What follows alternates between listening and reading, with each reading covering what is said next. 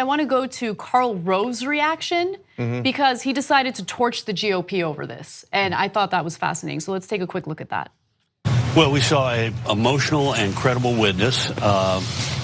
We saw Miss Mitchell, the designated questioner by the Republicans. She kept the Republicans out of trouble by not having 10 men line up to confront this woman claiming to be the victim of a horrific sexual abuse. But on the other hand, she didn't put Dr. Ford in much difficulty herself until the very end. I think the point that she made at the end that there are 4 other people, 3 men, Kavanaugh, Judge PJ, and a good friend of yours now, Leland Kaiser.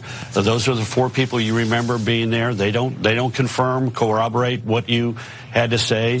The Democrats want this as a talking point. They could have handled this in July and August by turning it over to the FBI and having everybody interviewed confidentially and sharing that among the staff and make a decision. But now that it's become public and it was deliberately made public, probably by a staff member for Dianne Feinstein, this thing has become a Democrat cause celebre. It helps them with the electorate. It keeps the focus on something they want.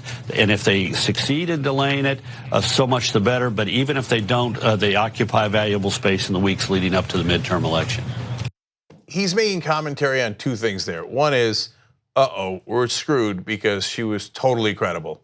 And the Republicans could not damage her. It is Karl Rove, after all, right? And then he makes commentary on how they're in trouble politically because now the Democrats are going to use this. But Karl, you just said that she was very credible.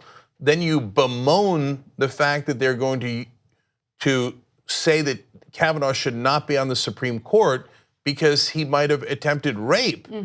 But Rove sees that as only through a political lens. That's right. I think that's the problem. I think that right now both sides, it appears, see this through a political lens. And I wish that it wasn't the case. Like, I wish that we focused on what's being alleged, the importance of ensuring that someone who could have done this doesn't end up being a Supreme Court justice, right? Like, I think about it in terms of how would I feel if, Democrats are in charge, we have a Democratic lawmaker, let's say Bernie Sanders in an ideal world is the president of the United States, and he nominates someone who has similar allegations against him. Like, take politics out of it. I want an FBI investigation immediately. I don't care if Bernie Sanders is the president. I don't care if the Supreme Court justice is a progressive. What I care about is justice. You can't have a potential criminal being a Supreme Court justice. There's 100 million other progressives in the country. We can just pick another one, right? So if the person actually did it, and that's the huge if here. But last thing here, Karl Rove, remember, worked with Kavanaugh. They worked together in the Bush administration. He was in a lot of ways a mentor to Kavanaugh. Kavanaugh is a deeply political figure from day one. So that's why it's unsurprising that Karl Rove in that case would be mad at the Republicans for not being able to question Blasey Ford's credibility, even though he acknowledges there that she is credible. It's a classic Karl Rove complaint. Why didn't we rip her apart even though we know she's telling the truth?